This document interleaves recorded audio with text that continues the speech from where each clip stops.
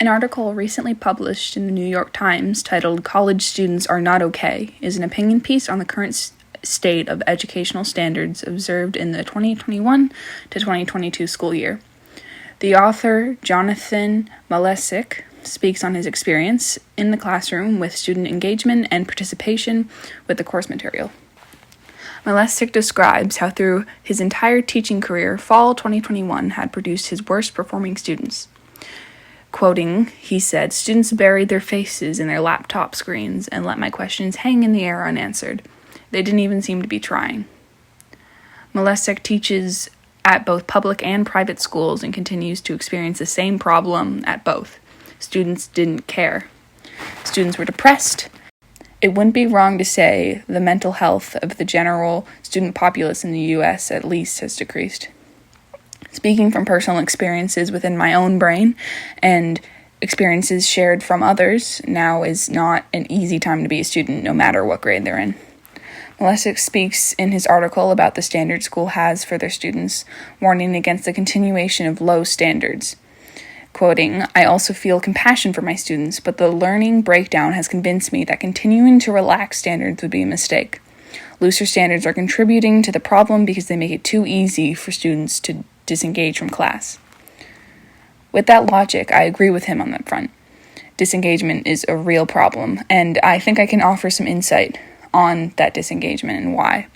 While I cannot speak for all, obviously, I know that many share my opinions and experiences. Energy is a commodity in our current school system. All the time I hear people muttering to friends in the hallways about how tired they are and how stressed they are. Like, I'm tired all the time and I want to go home and sleep. I get so overwhelmed with work, I find it insulting when I hear people say the standards are too low. I'm also aware that self-motivation is a large part of learning. It's not always the teacher or the school's problem to force a student to participate, but the school does have a responsibility in recognizing the attitudes of students and how to better help them.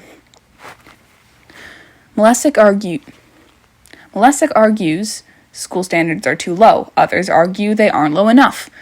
To myself, at the very least, I don't care what the school thinks its standards are because I am trying and I've set my own standards for myself. The problem with the school lowering their standards is that they're not addressing the flaws in our educational system. And the problem with schools raising their standards is that they're not addressing the flaws in our educational system. What I'm trying to say is that standards are relative, and they are not the underlying problem. Students can choose to take different classes at different difficulties, so there's no set formula for every student how they should be doing. And I don't have an answer to this problem. I wish I did. Malesic recognizes the impact of student curiosity by sharing anecdotes from himself and other teachers about students participating in class discussions, as well as paying attention and taking information and learning. In the article, he speaks about a student. Ms. Capizzi recalled a lecture course she took with a professor who was known as a hard grader. She visited his office at least once a week to talk about the material, and even more often when there was a paper. She said, "Him having a high standard for each of us was good, but then we had the standard for ourselves. It's difficult, but you want it to be difficult, and you want to be a part of it because it's difficult." End quote. People disregard the idea that students have a natural inclination to learn when discussing topics such as this. Students want to connect and converse with their peers, but that's hard to do when there's so much else to focus on. If participation is the only way to succeed, then people aren't going to succeed all the time. There is a solution, but I don't know what it is. It's such a complicated situation. This essay is a school assignment, 1 out of 7 I have due currently, and when I finish it, I'm going to take a break and then keep going. But I'm not going to get to all of them. And if that makes me a bad student, I'm not sure I want to be a good one. Side note, this essay is not all my thoughts and opinions on this issue, but I don't have the mental energy to spend my time trying to figure those out.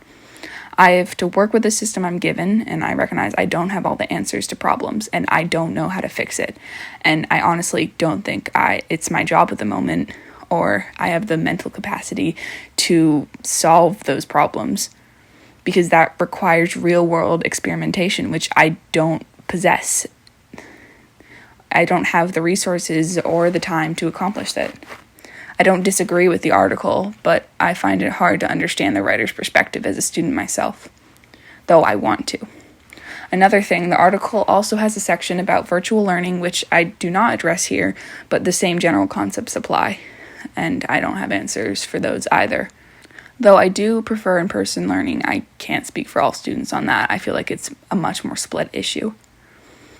This essay was a partial analysis of a signed article for my Spanish class, which I think is kind of strange because nothing about this has to do with Spanish, but I appreciate the effort from my teacher to point out these kinds of topics outside of what they were meant to teach.